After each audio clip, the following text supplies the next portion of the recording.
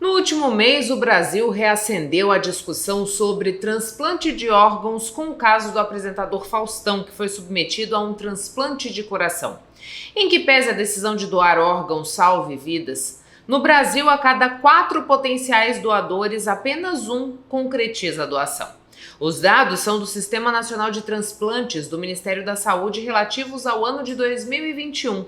O mesmo levantamento ainda aponta que cerca de 40% das famílias consultadas se recusam a doar os órgãos dos entes que partiram. E para falar mais da importância desse processo de doação é que recebo a professora, pesquisadora e coordenadora do Laboratório de Imunogenética e Biologia Molecular do Hospital Geral, Flávia Galindo Silvestre Silva. Doutora Flávia, muito obrigada por aceitar o nosso convite para que a gente pudesse conversar sobre transplante de órgãos, doação de órgãos aqui no Papo com ela. A gente viu toda essa discussão ser reacesa, assim, digamos, com esse caso envolvendo o Faustão, que recebeu um coração, já teve alta, está se recuperando em casa. E dados do Ministério da Saúde mostram para a gente que ainda existe uma resistência das famílias em autorizar essa doação de órgãos. Quais são os passos que a gente vem adotando no sentido de quebrar essa resistência e por que ela ainda existe? Boa tarde, obrigada pelo convite, falar esse tema tão importante. Nós estamos no mês de setembro, que é o Setembro Verde, o mês de conscientização da doação de órgãos e tecidos. Então, nada mais oportuno do que poder falar sobre doação nesse mês e com esse caso, né, de repercussão nacional. Quem aborda as famílias num caso de detecção de uma possível morte encefálica é a Central Estadual de Transplantes. E ela tem uma equipe extremamente capacitada nessa abordagem, uma abordagem humanizada, muito clara, muito transparente, que explica para a família qual é esse processo. Então esse processo, ele é um processo técnico e um processo de conversa com a família. O processo técnico é a confirmação daquela morte encefálica. Confirmando isso, são feitos 2 testes diferentes por equipes diferentes que confirmam essa possível morte encefálica, e aí essa equipe capacitada da central aborda a família, explica o que é a doação, explica o tempo que dura essa doação, porque assim, o tempo é uma questão que a família leva muito em consideração, porque a partir do momento que é confirmada aquela morte, ela já não tira o seu ente querido, né, do hospital ou daquele lugar. Ela ainda tem um processo que às vezes pode demorar até 48 horas daquele corpo sendo preparado para a retirada dos órgãos. Então tudo isso de uma maneira muito simples e muito clara é explicado para a família, quem ela vai beneficiar, né? Que aquele ente querido vai viver através dos seus órgãos em outras pessoas, o quanto é difícil estar nessa lista de espera, né? Nós temos uma lista grande de espera no estado, no Brasil, no mundo, e o quão é importante aquele órgão, a diferença que ele faz, porque muitas dessas pessoas na lista só tem o transplante como a sua única forma de salvação. Então essa doação dos órgãos realmente salva vidas. Então eles fazem essa abordagem, explicam, contextualizam, e a família, entendendo, se sensibilizando, ela autoriza. Sempre um familiar que autoriza, né? Ou os pais, ou o filho, a esposa, né? O familiar que está ali acompanhando aquele momento, e aí ele dá uma autorização por escrito, aceitando todo esse processo, de uma maneira realmente muito transparente. Quando a gente fala desse familiar que precisa autorizar, isso acontece mesmo naqueles casos em que aquele potencial doador se declarava doador de órgãos em vida, né? Porque a gente sabe que tem lá uma identificação, pelo menos tinha, não sei se ainda tem, né? No documento de identidade. Mesmo que eu externe essa vontade, um familiar precisa avalizar isso. Exatamente. Existiu durante um tempo no Brasil, inclusive no próprio RG, né, a gente declarava, isso não é mais válido. O que vale hoje é a definição do seu parente mais próximo que está ali naquele momento. Então o que a gente fala para as pessoas que têm vontade de ser doadores é: converse com a sua família, diga que essa é uma vontade sua, pede para a família que, caso ela se encontre nesse momento, né, em algum dia, que ela diga o sim, que ela aceite que você seja um doador. E aí você pode ser doador de córneas, de órgãos em geral, né? Isso para a morte encefálica. No caso da doação de medula óssea, aí sim a gente pode fazer essa declaração em vivo, através, no caso, o Hemocentro, no estado de Mato Grosso, que é responsável por essas coletas, e você vai até o Hemocentro, diz que você quer ser um doador de medula óssea, colhe um tubo de sangue, esse tubo é analisado a sua compatibilidade genética, inserido num banco que chama Banco Redome, e aí sim, se um dia existiu uma compatibilidade, você é convidado para ser um doador em vida. Flávia, a gente viu nesse caso do Faustão, por conta da agilidade que ele conseguiu o órgão, uma série de questionamentos de como funciona essa lista de quem está aguardando essa doação, como que se priorizam os casos. Queria que você pudesse explicar um pouquinho para a gente como é o funcionamento de quem está nessa lista, quem passa na frente, assim, digamos, né? Quem tem a preferência para receber aquele órgão que está esperando. Todo mundo que trabalha nessa área assim, se viu num momento de demanda dessas perguntas, e foi importante, porque é hora da gente esclarecer mesmo para a população, né? Por quê? Porque a lista também é muito transparente. É importante dizer que o Brasil, ele tem o maior sistema público de transplantes de órgãos do mundo. Nos outros países tem sistemas tão bons quanto, mas são sistemas privados, né? E o Brasil, ele já tem assim uma experiência muito grande nisso. As listas, elas são listas únicas, acessíveis para todas as equipes transplantadoras, para o laboratório que realiza o exame de compatibilidade. Então, assim, ela é auditada, né? Essa lista do Ministério, ela é auditada. Então, assim, é muito difícil que aconteça qualquer coisa que fuja de um trâmite normal. Existe priorizações nessa lista? Existe. Quais são os critérios para essa priorização? A gravidade do caso, a análise da equipe, daquele momento do seu possível receptor. Então, no caso, por exemplo, do Faustão, né, que foi o caso mais comentado sobre isso, existiu uma outra pessoa que era o número 1, e a equipe transplantadora entendeu que não era o melhor momento para aquele, por isso que foi para o número 2. E por quê? Às vezes naquele momento a pessoa que precisa tá com uma infecção, tá com uma gripe, e ela não pode ser submetida naquele momento ao transplante. Então todo esse critério clínico é avaliado pela equipe transplantadora, e cada paciente é vinculado a uma equipe transplantadora. Todas essas equipes têm acesso à lista que é gerada pelas OPOS ou pela Central Estadual de Transplantes. Então, os critérios: tempo na fila é um critério, quanto mais tempo, maior sua prioridade.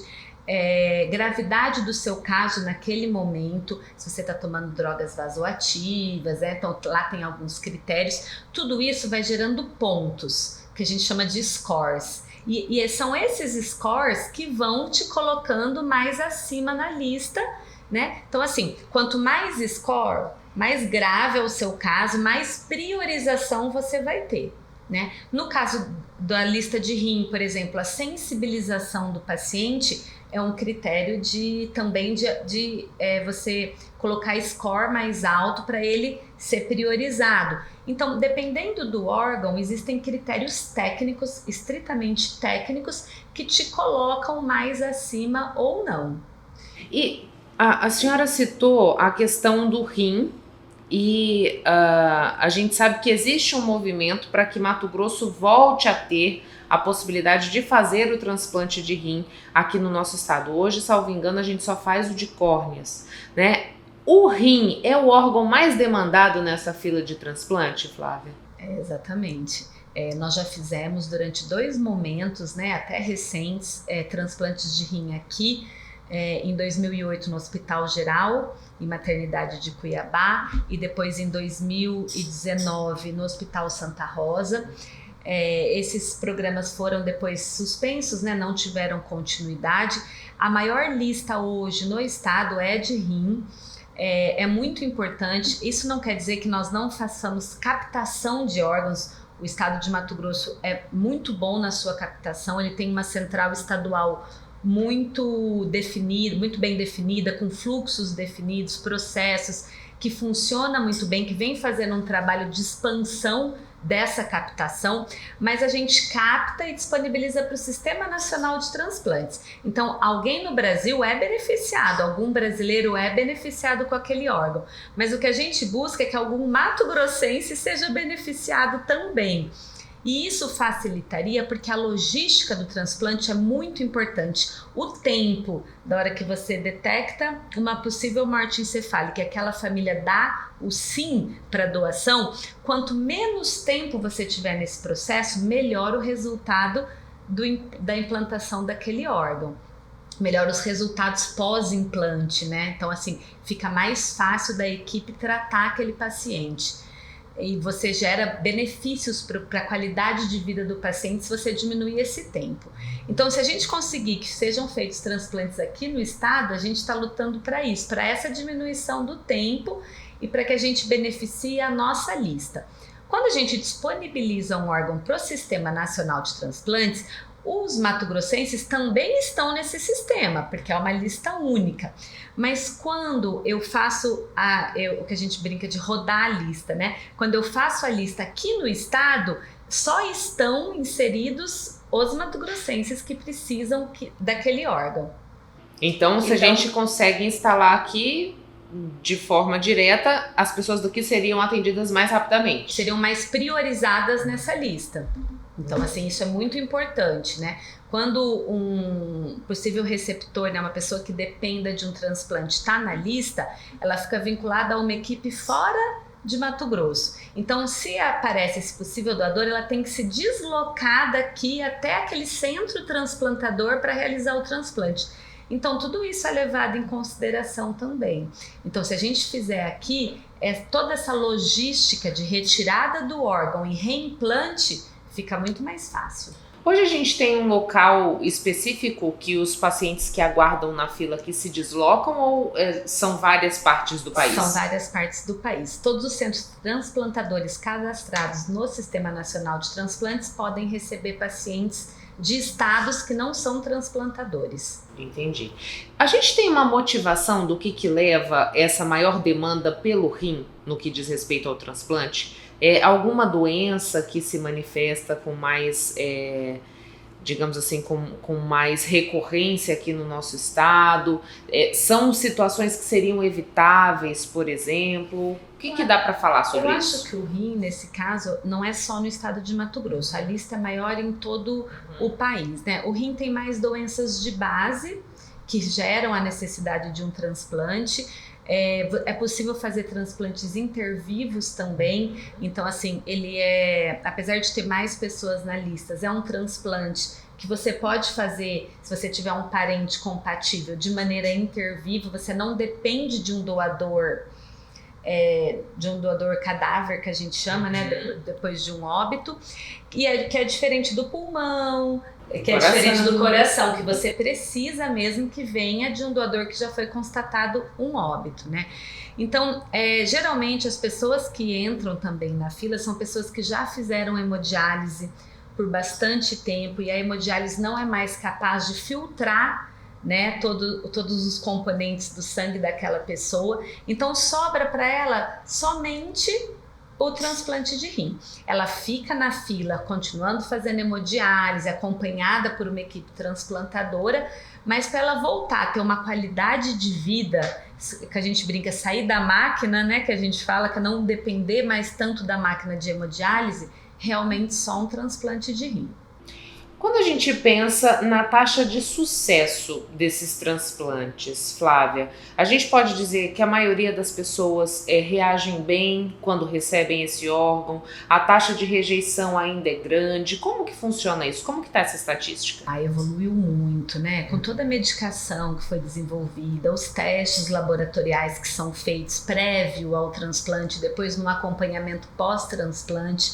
Hoje a taxa de sucesso é enorme. Os casos de rejeição são muito pequenos quando comparados a décadas atrás, onde você não tinha tanto medicamento disponível, né, de imunossupressão, medicamento de acompanhamento no pós-transplante.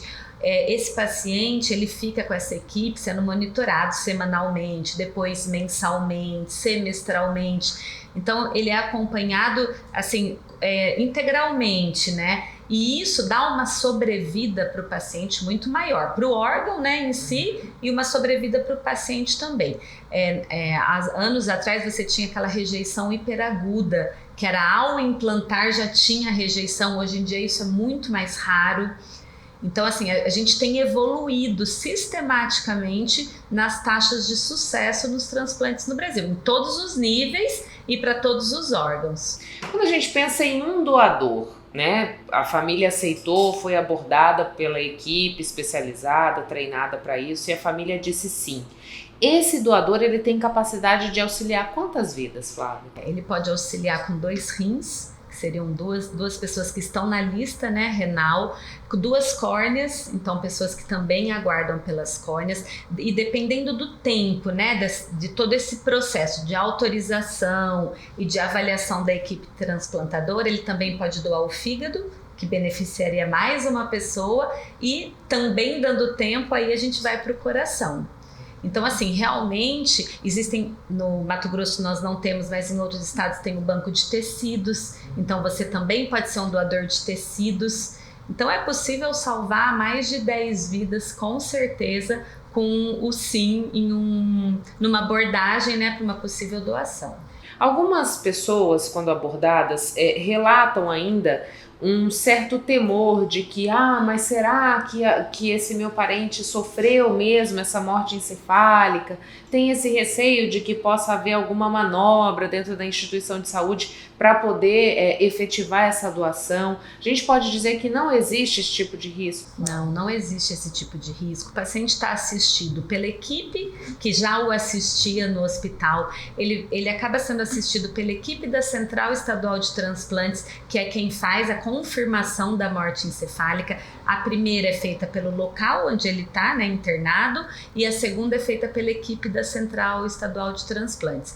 A equipe que vem retirar, né, no caso do Mato Grosso, é uma equipe externa. Então, assim, são muitas pessoas envolvidas que jamais deixariam a continuidade de um processo onde ainda existisse alguma possibilidade de vida daquele paciente, né? Porque no fundo a gente está trabalhando com vida, então se ele ainda tivesse uma possibilidade de vida, todos os esforços seriam envidados para aquele paciente que precisa, né? Então realmente só é constatada a morte encefálica, depois confirmada, né, por esse exame confirmatório, quando realmente ele não tem mais atividade cerebral.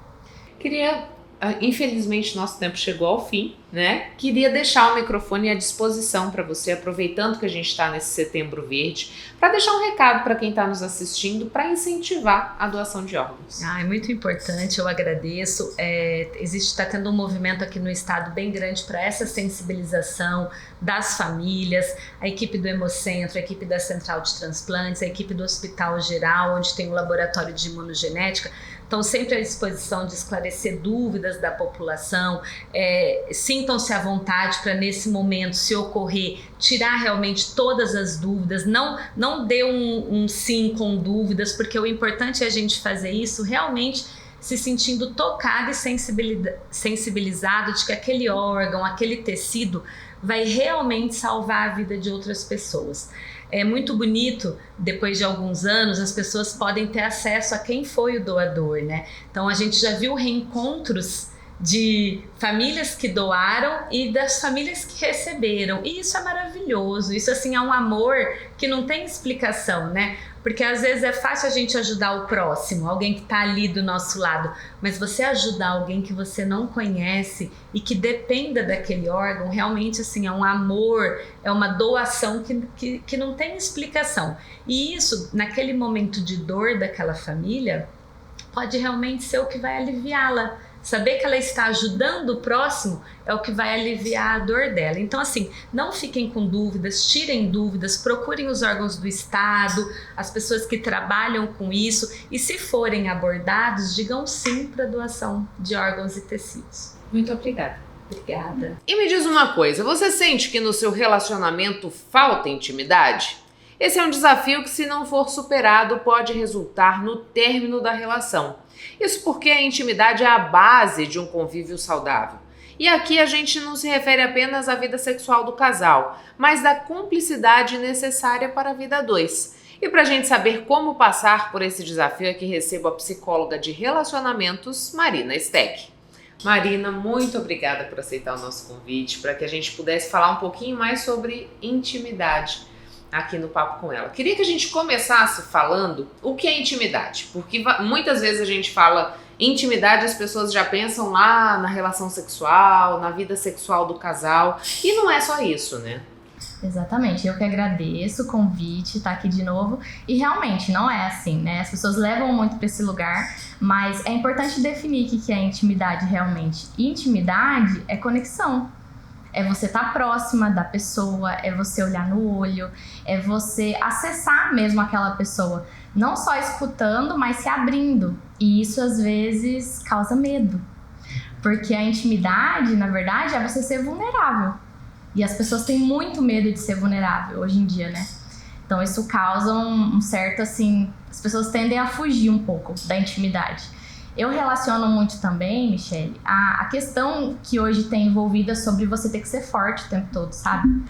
Tem que ser forte, tem que dar conta. Então, assim, como assim eu vou ficar, né, falando das minhas mazelas, das minhas dificuldades, sei lá o que meu parceiro, minha parceira vai pensar, ou a pessoa que você quer criar intimidade, né? Então, eu acho que isso complica um pouquinho as coisas. Mas é importante entender que é esse lugar de conexão, de vulnerabilidade, né? Quando eu tenho essa... Porque, assim, não é estranho e não é incomum você ouvir a gente tá com uma dificuldade de intimidade, né? Eu não consigo ter esse momento com a pessoa que tá do meu lado, ou até mesmo numa relação de amizade. Isso nasce de um contexto social que se instalou, Marina, porque você falou pra gente, né? Eu preciso ser forte o tempo inteiro, eu não quero me mostrar vulnerável. É daí que surge essa dificuldade de intimidade nas relações? Tem isso, assim, é um pouco mais abrangente, vamos lá, né? Tem essa questão que você falou, sim. Mas tem uma questão que eu até percebo muito em consultório com a terapia, quando as pessoas começam a falar, tô com um problema de intimidade na minha relação. E aí eu vou explicar que, olha só, a intimidade... ela tem que ser cultivada, ela não é uma coisa que você conquista e pronto e acabou, tá tudo resolvido. E aí eu percebo uma reação das pessoas meio, como assim? Tipo, eu passei pelo namoro, vamos supor, né, passei pela fase da conquista ali e a gente era super íntimo e como assim chegou nesse lugar? Ué, mas a intimidade tem que ser cultivada, você não vai conquistar ela e pronto, acabou, não precisa fazer mais nada. Isso é um fator, tá? Então, é como se as pessoas caíssem num lugar de comodismo mesmo, né? Então tem essa questão do não querer se mostrar vulnerável, porque tem uma cobrança social em relação a isso. Tem essa questão de entrar num lugar de comodismo, e aí eu trago outra questão, que é a infância. As pessoas precisam olhar para a infância, porque, pensa comigo assim, existem dois cenários lá na nossa infância. O primeiro é a criança que recebeu muito afeto. Muita intimidade dos cuidadores, dos pais ali responsáveis. Essa criança, ela toma aquilo como algo natural. Então, muito provavelmente, é o que acontece, ela não vai ter essa dificuldade. Ou pelo menos não tanto assim. Como uma criança que não recebeu tanto afeto, não tinha essa conexão com os cuidadores, com o pai e a mãe, não tinha essa proximidade. Então, ela vai entendendo que a vida é aquilo ali mesmo. E quando ela vai para uma relação que pede isso dela, ela não consegue dar, ela fica travada. Então tem todas essas questões, sabe? E eu falo sempre para a pessoa que tá com essa dificuldade de, poxa, eu quero ter mais intimidade no meu relacionamento, ela precisa entender, tá, mas da onde que veio isso? É um comodismo? É uma dificuldade minha lá da infância? Porque eu vou ter que trabalhar, não adianta eu só sair fazendo as ações sem entender por quê, para onde que eu tô indo, né? O que eu quero com isso? Então tem esses fatores, assim. Quando você diz pra gente, né, a intimidade ela deve ser cultivada todos os dias, não é porque eu conquistei uma vez que ela vai estar disponível sempre. Quais são as atitudes que me ajudam nesse processo de acessar essa intimidade? E por outro lado, quais são as que fazem eu perder esse lugar de conexão? Porque me parece que nesse cultivar do dia a dia eu também posso, ao invés de de regar essa relação de intimidade, fazer com que ela se perca. Né? Sim, totalmente. E assim, tem alguns fatores que a gente vai falar, né? Eu vou trazer para você, que dá para explorar bastante o que fazer e o que não fazer. Só que, antes de tudo, assim, as pessoas têm que entender que, aí puxando de novo, né, a parte sexual, a vida sexual não é tudo. Na verdade, existe uma base para você manter, construir a intimidade, aquilo ficar saudável, que não é a parte sexual, é o diálogo. Então eu coloco assim como número 1, diálogo, tá? Ah, tá, mas e aí? Dentro do diálogo, o que fazer, o que não fazer? Então, quando a gente pensa nesse sentido, você não se interessar pela pessoa no dia a dia, você não perguntar do dia dela, não querer saber dela, não querer saber o que ela pensa, como foi o trabalho, o que aconteceu, o que deixou de acontecer, você realmente não querer acessar a outra pessoa é muito prejudicial, né? Então a gente já consegue entender isso. Isso gera distanciamento, isso gera desconexão. E lembrando, a base é o diálogo. Depois eu vou falar por quê. Porque ele é como se fosse um maestro, assim, ele vai consertando as coisas ao redor. E o que fazer então, né, com relação ao diálogo? Tenta se aproximar, tenta ter um momento para os dois, para conversar no dia a dia. Então deixa os estímulos um pouco de lado, sabe? Pergunta como é que foi, queira saber, mas assim, genuinamente. Não forçado, mecânico, né? Não forçado. Ah, Marina, mas eu tenho dificuldade. Tudo bem, exercita no início, que depois você vai pegando. Como eu falei, tem gente que tem dificuldade desde a infância com isso. Então você vai, é um exercício, né? Mas aquela pessoa, por outro lado, ela vai se sentindo o quê? Valorizada, olhada, né? Ouvida. E aí, relacionamento é o quê? Reciprocidade. Naturalmente as coisas vão se encaixando, sabe? Então tem essa questão do diálogo, você usar muito a linguagem do eu. Isso é importante. Então tem gente que fala assim, tá, Marina, mas eu tô tentando ter mais intimidade com meu parceiro, minha parceira, só que a gente tá discutindo muito. Quando você vai olhar, o diálogo entre eles é, você faz isso, você faz aquilo, porque você é desse jeito, porque você é isso. Então assim, isso é muito complicado. Não é um diálogo, são mais acusações, né? Entra num lugar de acusação. Então como é que vai ter um diálogo no meio disso? Ele vai ladeira abaixo. Então é importante você olhar para a linguagem do eu. Do que eu tô falando? Olha, quando eu chego em casa, por exemplo, e a louça não tá lavada, eu me sinto desconsiderada. Eu sinto que eu não sou valorizada, eu sinto que o que eu peço não é importante. Então, assim, parece fácil, né, gente? Não é um exercício. Mas quando você vai colocando isso, o diálogo vai sendo consolidado, construído e a intimidade também. Esse é um ponto, o diálogo, que eu falo assim, que é a base, né? E aí, depois a gente tem, por exemplo, tempo de qualidade, que ajuda demais, né? Então a gente falou da conversa, agora a gente vai pro tempo. Tem casais, por exemplo, que eu observo que eles, até de namorados assim, mas casados também é bem comum, quando se juntam, vamos ficar junto hoje, vamos, coloca uma série pra assistir. Então eles estão assim, olhando pra TV, né? Eles não estão se olhando. E não tô falando que tem nada demais de errado com isso, mas você tem que estar atento a essas coisas. Então tá sempre nisso. Ou então, vamos no cinema? Vamos, legal, mas vocês estão na tela ali, barulho, dali vai para um barzinho, barulhento também, e não estão se olhando. Pode fazer, mas só se atenta para ter esses momentos também de tempo de qualidade, que é o quê? Silêncio, espaço, para vocês poderem conversar. Pra ter a troca, né? Pra ter troca, porque senão não tem troca. Vocês estão na frente de um estímulo, os dois ali olhando pra frente, acabou, né? Então isso é muito importante. E aí depois a gente vem, é um ponto assim que as pessoas elas se perdem mesmo, que é carinho sem segundas intenções. Então assim, é louco isso, né? Porque é uma coisa tão... que você pensa assim, principalmente no início do relacionamento, tão banal, né? Que acontece com tanta naturalidade, mas depois tende a se perder. Então, tem casais que quando vai haver um carinho, é na hora do sexo. E isso, principalmente pra mulher, deixa ela insegura. Porque ela pensa assim, poxa, não teve nada o dia inteiro, né? Eu tô aqui, não acontece nada, não tem um toque, nada. E aí na hora, eu sou o quê, né, pra essa pessoa? Ela fica confusa. E pode ser que vice-versa também. Então, é importante, eu até recomendo às vezes para as pessoas, né, que estão com esse problema de, olha, pega 15 minutos lá no seu dia e faz carinho na sua parceira, no seu parceiro, sem segundas intenções. Mexe no cabelo, fica lá, e tem que botar até uma regra às vezes, né? Não pode acontecer nada. Não pode partir daí pra nada, tem que ficar ali.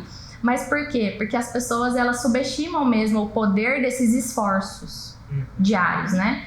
Então isso constrói intimidade também. Isso me parece que quanto mais tempo as pessoas estão juntas, mais se verifica esse descaso com a relação, digamos assim, né? Sim, muito. As pessoas, elas têm a tendência, nossa, isso é muito forte, de achar que elas conhecem tudo do outro. Então, assim, você tem um tempo ali de, vamos supor, 10 anos de relacionamento. Nossa, eu conheço tudo dessa pessoa. Eu já falei tudo. Ela sabe tudo de mim, eu sei tudo dela. Que mais que eu tenho que falar com essa pessoa, né? Então, as pessoas, elas têm essa crença, só que isso é um dos maiores erros na relação e que causa falta de intimidade também. Porque o ser humano, ele é um universo, assim, profundo, né? Que você tá sempre descobrindo alguma coisa nova. E os parceiros no relacionamento, eles mudam também com o passar do tempo. Então, você muda, ele muda, vice-versa. E você tem sempre a possibilidade de descobrir coisas sobre aquela pessoa. Então, você perde, entende? Você perde, assim, essa preciosidade de você acessar e tirar coisas novas do outro. A gente tá se descobrindo o tempo inteiro também, né? Todo. Não, e o quanto você muda, assim, em 2 anos, 1 ano às vezes, né? 1 ano, 2 anos, 5 anos. É absurdo. Então, elas entram muito nesse lugar e é um erro. É um erro muito grande, sabe? E prejudica. As pessoas, elas, primeiro que elas colocam o peso todo em cima disso. Como a gente falou. Isso aí é um grande equívoco, assim. Que acha que a intimidade se resume à vida sexual. Se resume nesse momento. É um grande erro, assim, ela tá perdendo de colher de muitas outras áreas, assim. Porque a parte sexual ali, a intimidade do casal, ela também requer esforço. Nos outros momentos do dia, a gente até brinca assim, né, que o sexo, ele começa no café da manhã. É bem isso. Ai, clichê e tal. É isso, gente, não tem o que fazer. É isso mesmo. Então, quando você tá nesse momento a 2, poxa, investe. Investe, não faz disso algo mecânico, que é o que muitas vezes acontece, sabe? Coloca uma luz, coloca uma música. Eu falo assim, tem muitos casais que têm filhos, né? E aí esse momento se torna um pouco complicado dentro de casa. E uma dica que eu deixo é a seguinte, você se impor dentro da sua casa. Na medida do possível, você se impor. Ó, papai e mamãe de porta fechada. Tem até uma palestrante que eu vi esses dias que eu dei muita risada, que ela falou assim, e eu concordei super, ela falou assim, olha, nesse momento eu aviso assim, bater na porta só se tiver alguém sangrando. Não bate na porta. Ah, mas é criança e tal. Adquiriu ali uma certa idade, ela tem que entender que os pais têm que ter intimidade, tem que ter o momento deles. E que um casal, né, para um casal, isso é essencial. Porque um dia ela vai formar um casal com alguém, muito provavelmente. Então eu falo que isso é muito importante. Ah, tem os momentos em casa? Sai, faz alguma coisa, um final de semana. Tudo no relacionamento é investimento. Se você entra na zona de comodismo, quem vai sair perdendo é você ou o casal, né? O que é muito, muito pior, né? E a gente pode dizer que essa falta de intimidade, ela chega num certo grau que a separação é inevitável? Ah, chega, com certeza. Quando entra num nível, assim, de negligência mesmo, né? E assim, nunca é sem sinais, sabe? Nunca funciona assim. Começa a atingir um nível muito baixo de intimidade, próximo ali do 0. Como as duas pessoas ainda têm sentimento, elas se amam. Então, uma das duas, pelo menos, vai virar e vai falar, olha, tá acontecendo um negócio aqui, tá ruim, o que a gente faz, às vezes as pessoas sabem o que fazer, mas estão com preguiça, não estão a fim de colocar em prática e deixa o tempo correr. Ah, não, já melhora. Já eu tenho força de vontade, a tal da força de vontade, né? Que a gente espera vir e ela nunca aparece. Pelo contrário, ela abandona a gente quando a gente mais precisa dela, né? Então isso é um tremendo de um erro. Ah, não, daqui a pouco melhora, daqui a pouco eu vou estar mais folgado no trabalho, daqui a pouco a gente faz uma viagem. e vai dar tudo certo. Não, gente. Então, assim, sempre tem um sinal, sabe? Algum dos dois vai reclamar, e aí essa pessoa ou tá nessa zona, ou ela realmente não tem habilidade. Às vezes o casal não tem habilidade para fazer isso e não procura ajuda. Hoje a gente tem tanta ajuda, desde cursos até terapia individual, até terapia de casal, e essas pessoas simplesmente sentam no sofá e ficam ali, sabe? Acho que existe ainda uma ideia de que a gente sabe se relacionar por conta, né? Que a gente não precisa ter esse auxílio. É como estudar para ser pai e mãe. Ah, não, é natural, da existência da vida, então não precisa, eu já sei como é que vai ser. Exatamente, tem demais isso. Você falou tudo, assim, é o que eu mais vejo, né? Ah, não, eu sei. Não, vai dar tudo certo. No meio do caminho a gente se ajeita. E vamos combinar, né? Se relacionar é complexo. São duas pessoas com criações diferentes, universos diferentes, cabeças diferentes, crenças diferentes.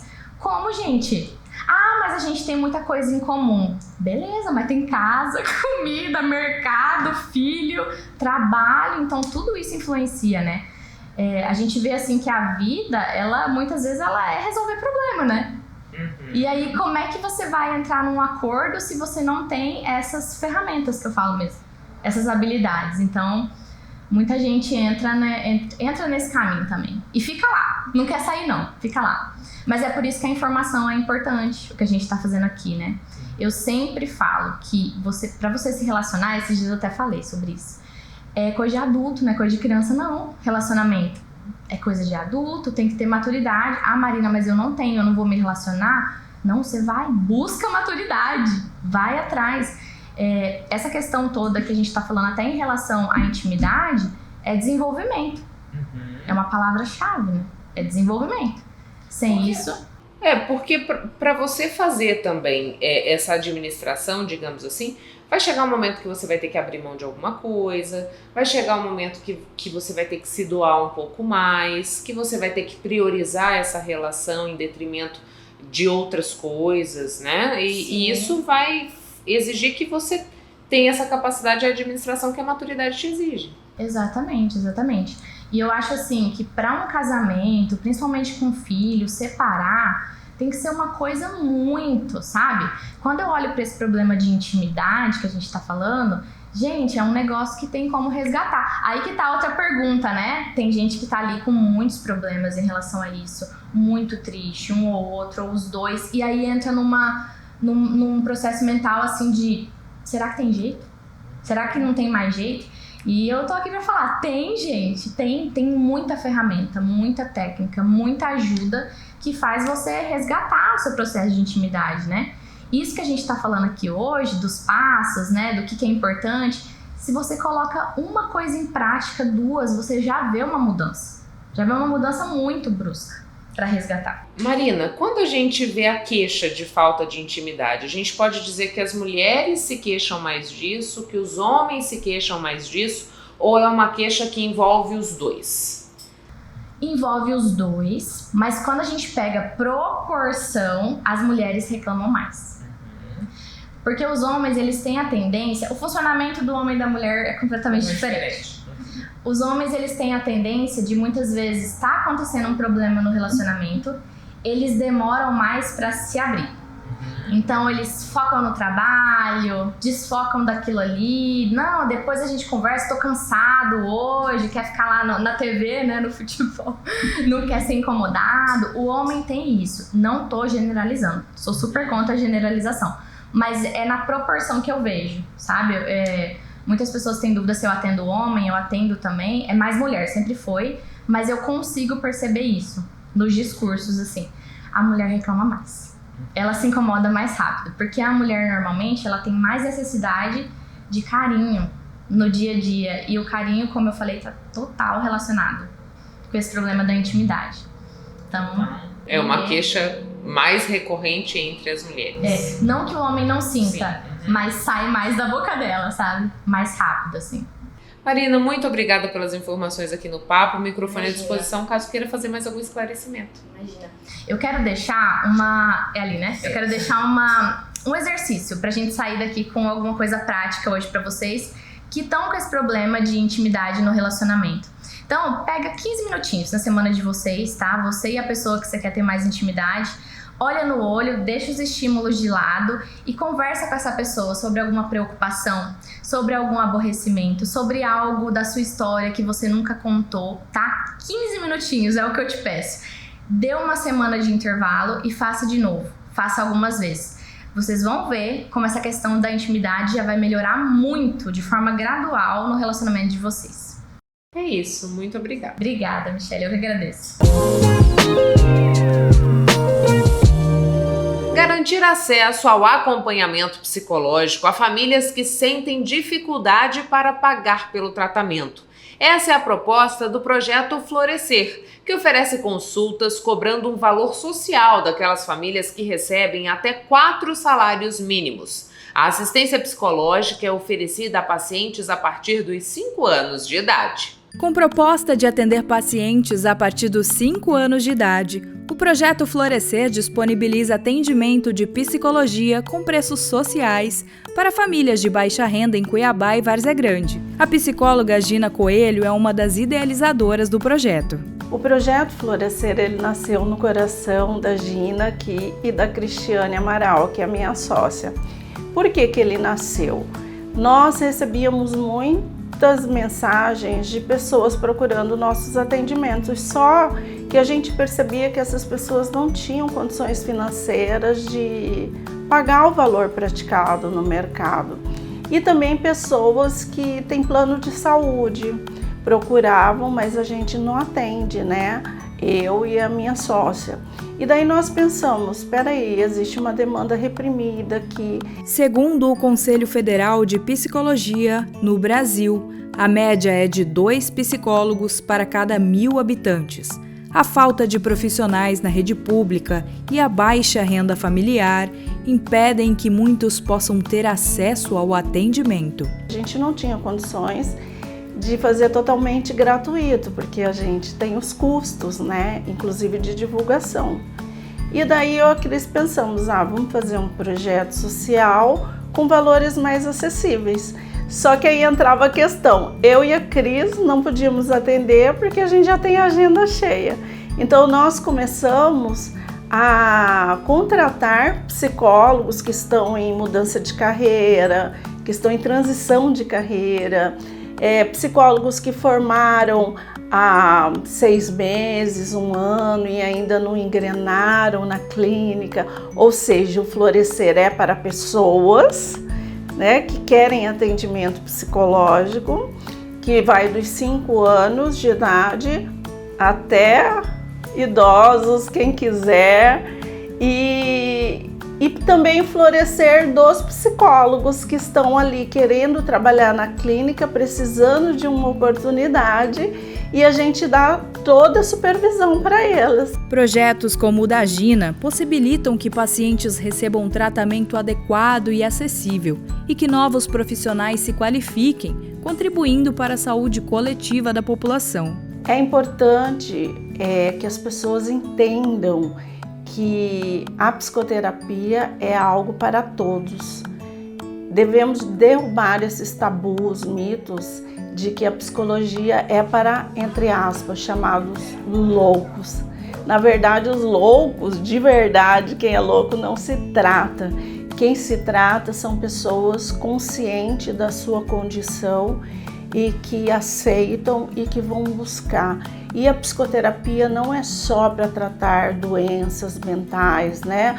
Os transtornos mentais. A psicoterapia é autodesenvolvimento, é autoconhecimento. Para maiores informações, você pode ligar ou mandar uma mensagem para o número 659 9920 5048. Ou procurar a clínica Prioriza, no bairro Alvorada, em Cuiabá. O projeto Florescer atende segundas, terças, quartas e quintas-feiras, sábados também.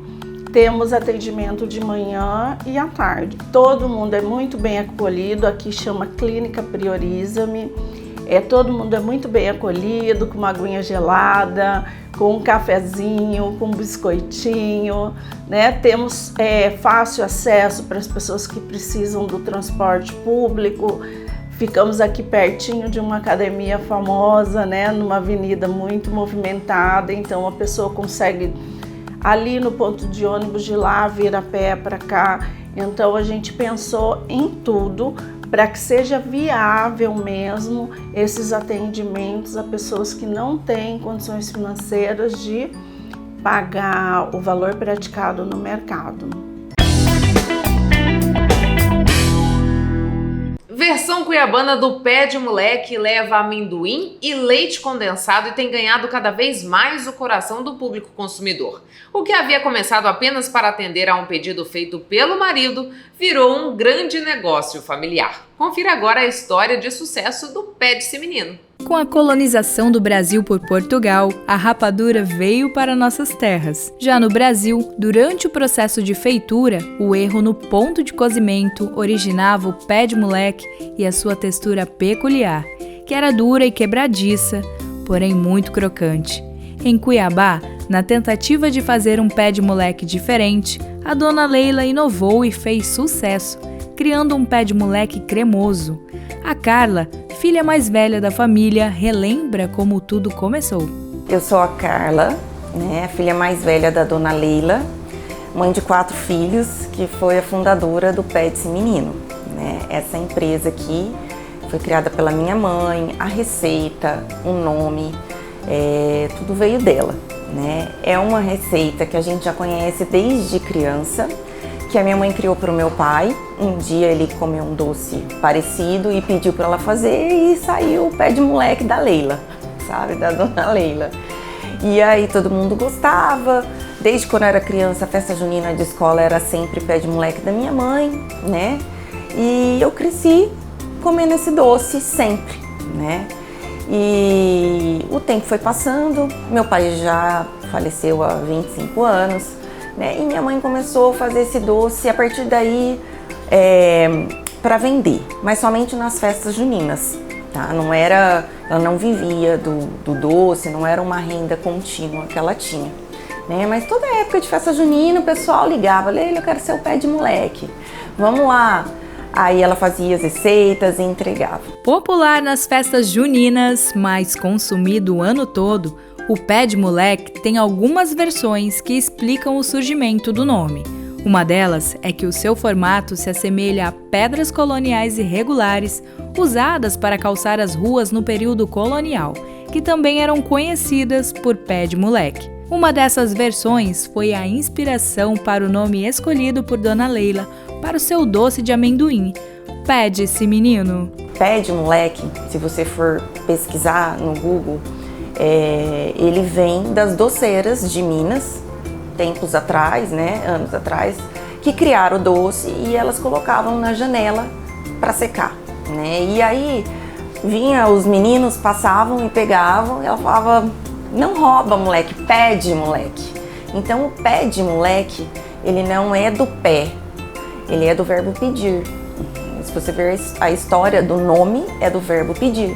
Né? Com a linguagem popular, as pessoas, né, o mineiro fala muito rápido, se encurta, então ficou pé de moleque, mas e aí acaba escrevendo só o pé separado, mas é o pé de pedir. E aqui em Cuiabá, como minha mãe é cuiabana, vem de uma família cuiabana, minha avó cuiabana, eu sou cuiabana, somos daqui, ela falou, não, aqui não é moleque, aqui se fala menino, então vai ser pé de menino. E aí ela colocou esse nome, né, Pé de Menino. Também teve a sacada de 20 anos atrás, quando ela criou esse nome, patentear esse nome. Eu achei muito legal isso, porque era uma época que, né, ela nem pensava em nada, viúva, com 4 filhos e tal. E aí ela patenteou o nome e o Pé de Menino sempre aparecia na época de festa junina. Uma receita familiar que virou negócio. A família da Dona Leila empreendeu, abriu uma fábrica e está levando a culinária cuiabana para outros estados. Mas será que tem algum segredo nessa receita? Então ele é cremoso, quando você morde, ele vem puxando, sabe? Essa é a diferença do nosso produto. Ninguém nunca comeu nada igual.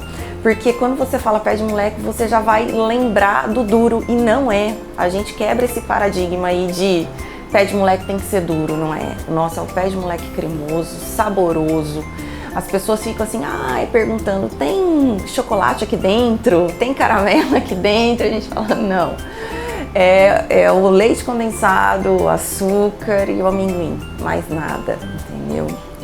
Esse é o nosso segredo.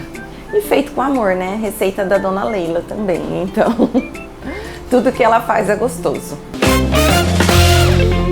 Traduzindo Deusas é a nova exposição do artista plástico Adriano Figueiredo, que tem como proposta abordar a divindade do feminino presente nos contos e lendas da literatura regional. O Museu de Arte e de Cultura Popular da Universidade Federal de Mato Grosso, o MACP, abriu as portas para a exposição Traduzindo Deusas, do artista plástico Adriano Figueiredo, com curadoria de Luiz Marchetti.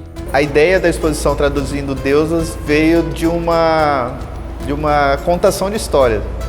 Eu estava contando história para minhas filhas e eu senti falta de uma história que fosse mais próxima a elas, de mulheres fortes, vencedoras de Mato Grosso, né? E aí eu tive a ideia de por que não criar esses novos mitos, essas novas histórias. E aí eu comecei a convidar alguns escritores para fazer isso, né? Então eu criava a obra e mandava para eles criar um texto em cima dessa obra. Assim nasceu as primeiras 6 deusas, né, nesse processo. Lia, Anastácia, Calico Calíope, Anacárdio, Deusa Mãe, são o nome de algumas deusas traduzidas em contos, música, dança e pintura. Adriano fez uma verdadeira interligação das artes. E a primeira foi especial porque foi com a Marília Beatriz, né? Que a gente perdeu, né? Ela que seria a curadora dessa exposição. E depois entrou o Luiz Marchetti, né? Que a gente convidou ele pela proximidade que ele tem com a Marília, que ele tinha, né? E aí ele fez uma inversão, que foi os escritores criavam a história para mim traduzir. Por isso que veio o nome Traduzindo Deusas. Na abertura da exposição, o artista fez uma homenagem às suas filhas, que foram a inspiração para contar histórias de mulheres fortes de raízes mato-grossenses. Eu tenho certeza que todo mundo que vai passar por aqui, ele vai se conectar com alguma dessas histórias, porque são muito diversas, né? Cada escritor tem a sua maneira de abordar o tema. E para mim também isso foi uma dificuldade de como eu traduzir a potência daquele texto, daquela escrita em uma obra de arte. Mas o final foi um desafio muito grande, que eu fiquei muito feliz de ter feito. E eu acho que as pessoas vão sentir todo esse amor que está todo mundo que está no projeto está sentindo, né? Essa vontade de fazer esse movimento crescer. E o nosso sonho é que uma dessas histórias seja contada por alguém no futuro. Se a gente conseguir isso, né, alguém ler e contar essa história para alguém, a gente vai estar feliz e realizado. A exposição fica disponível até o dia 1º de novembro no MACP, que fica localizado no Centro Cultural da UFMT. A entrada é gratuita e o horário para visitação é das 8 da manhã até as 17h30, de segunda a sexta-feira. É uma grande homenagem às mulheres, né, a esse universo, ao feminino. Nesse momento que a gente sabe que é difícil, né, de tanta coisa que está acontecendo, a gente ter um movimento, né, direcionado a ela, que nasceu com uma homenagem às minhas filhas, mas que tomou um tamanho muito grande. Essa exposição vai ser a primeira aqui no MACP que vai ter audiodescrição e libras. Então a gente vai ter esse acesso. Tem até algumas surpresas que você vai chegar aqui e vai poder, além de poder ver, vai poder também sentir. O Papo com Ela chegou ao fim. Eu agradeço a você que ficou comigo até este momento e aproveito para fazer um convite. Siga o Papo com Ela no Instagram, no Facebook e se inscreva no nosso canal no YouTube. Lembrando que você pode nos ajudar a fazer o papo mandando a sua sugestão de entrevista ou reportagem. Tenha uma excelente semana, a gente volta domingo que vem a partir das 9 da noite aqui na TV Cidade Verde Eu espero você. Um beijo e até lá!